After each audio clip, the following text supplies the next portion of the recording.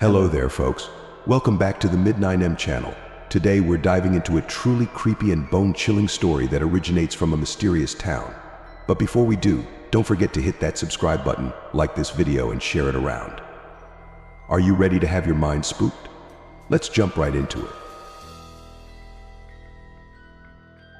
It's been 13 years.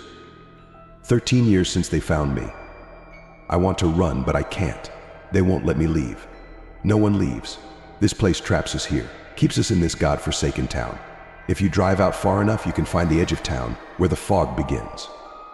But that's all there is, just a giant wall of fog. Even on the sunniest of days, the fog never leaves. 3 years ago was when I found out the truth of this town. I was only 10, bright-eyed and curious. Every time I asked my parents about the fog, they'd be nervous for a minute and always say, I don't know what you're talking about, Andrew. There is no fog. I knew they were lying. So instead of listening to lies, I asked the elders. They told me the truth. Oh, little Andrew, the fog keeps us here, trapped with them. The soulless, horrifying little creatures they are. But they only come on All Hallows Eve. Our costumes are disguises, protection from the darkness. I took their word like gospel. They're the elders, old and wise. Shouldn't we listen to them? It's a good thing I did. If not, I would have ended up like Billy Hayes. Billy was a bully, always calling the elders old hags and egging houses. But no matter what, he always wore a costume, usually a devil mask. Even the cruelest of people obeyed that rule. There were always a few who didn't believe in the soulless, or they forgot a costume. And after Halloween, they were never seen again. When I told my parents what the elders said, they had a serious look on their faces and told me the first truth in a long time. Andrew Samuel Pierce, if you ever see any child that gives you a bad feeling, stay away from them. Are we clear? Mom asked me with all seriousness. I nodded in agreement. She gave me a small smile and looked over to Dad, who looked like he just saw a ghost. He shook his head and walked out of the room. 3 months later, it was time. October 31st, 1993. Halloween, or as I now like to call it, Soulless Day. I will find out what the soulless are. My thoughts echoed, even if it kills me. Looking back on it, I wish I hadn't said that, because even if I survived, the others didn't. So many others. I put on my costume, an angel, and headed outside with my candy sack in hand. My costume was ironic, really. My angelic innocence and curiosity was twisted into a devilish desire for knowledge, and the blood on my hands will never disappear. I met my friends on Marybrook Ave, around the corner by the lake. My best friend, Paisley, was dressed up as a devil, since we were going as opposites. Oh, how the tables will turn. Her sister, Leanna, was going as Little Red Riding Hood, and our other friend, Christopher, was going as Clown. We began our candy hunt, continuing down 5 blocks until I noticed that we were right near the old cemetery. Some teenagers say it's haunted, but they're probably lying. People in this town like to lie a lot, don't they? Wait. We're not supposed to be here, especially on Halloween. Parker stuttered. It was obvious he was scared. What he said. Paisley, Mom told us to stay on the streets near the lights. Don't you think we should listen to her? Leanna too. We're old enough to go on our own. There's nothing to be scared of anyway. I wish that it was true. Paisley was getting impatient, I could tell. Andrew, you're the oldest here. Tell them there's nothing to be scared of. She's right, guys. I tried to reassure them. All that's there are some old graves and a few harmless animals. We'll be fine. But the go, oh my God. Just stop being such a goddamn little baby, and let's go already. Paisley grabbed Leanna's arm and dragged her in. Me and Parker looked at each other and shrugged, then began to follow the 2 girls into the abandoned graveyard. I wish it really was abandoned. The deeper we went, the quieter it got. At one point it was so quiet that all you could hear was the crunching of the dirt under our feet and the rustling of the candy in our bags. 4 sets of feet could be heard. Then a 5th. But the 5th was running right towards us. I felt a hand on my shoulder and I screamed. So did my friends. All you could hear was screaming. Then laughter. The figure shined a light on its face and took off its mask. Oh my God. It was Billy Hayes. Damn Billy frickin' Hayes. Ha ha ha ha. I got you losers so good. You should have seen your faces.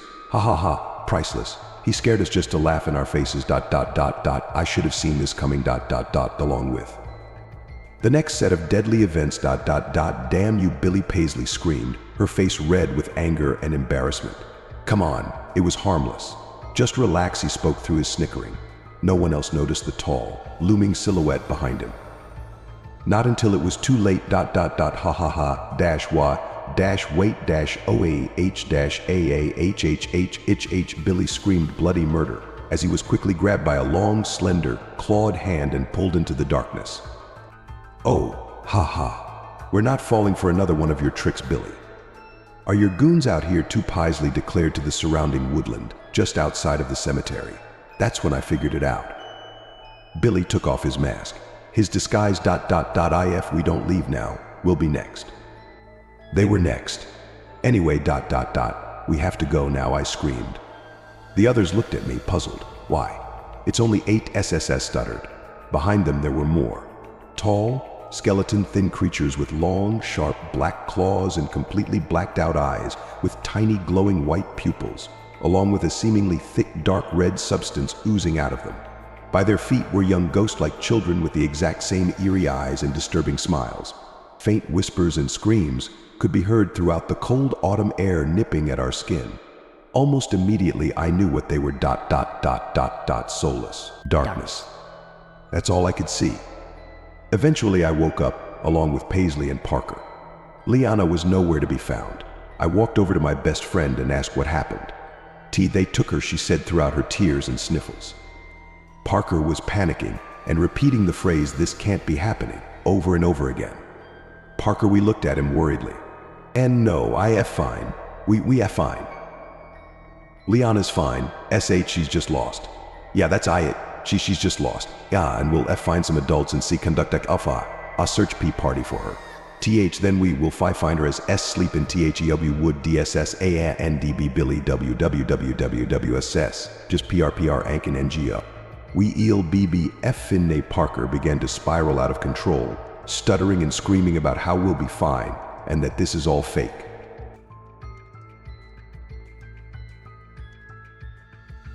I wish it was fake. Let's go look for her, I suggested. The longer she's out there alone, the more danger she's in. Paisley began nodding like a madman and jumped up quickly. Parker reluctantly agreed, but not before making us swear on our lives that we wouldn't split up, no matter what. I wish we didn't come in the first place. Not long after beginning our search, we found Liana by an old stone well, clawed up and in tears.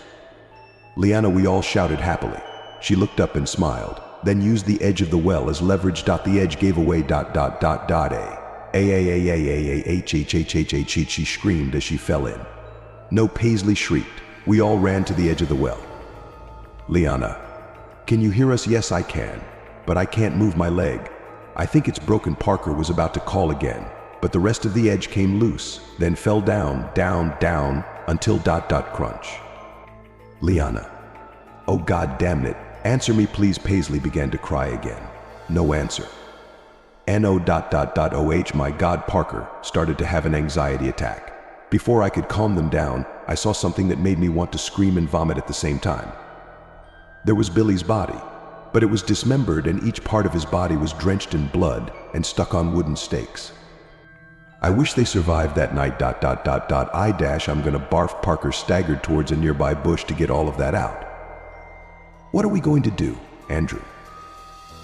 I'm scared, Paisley said while hugging me. I don't know, I said sadly, but we have to get out of here. I wish Parker never left. Wait. Where's Parker? We looked around wide-eyed and panicked. Parker was gone. Not Parker too, she cried.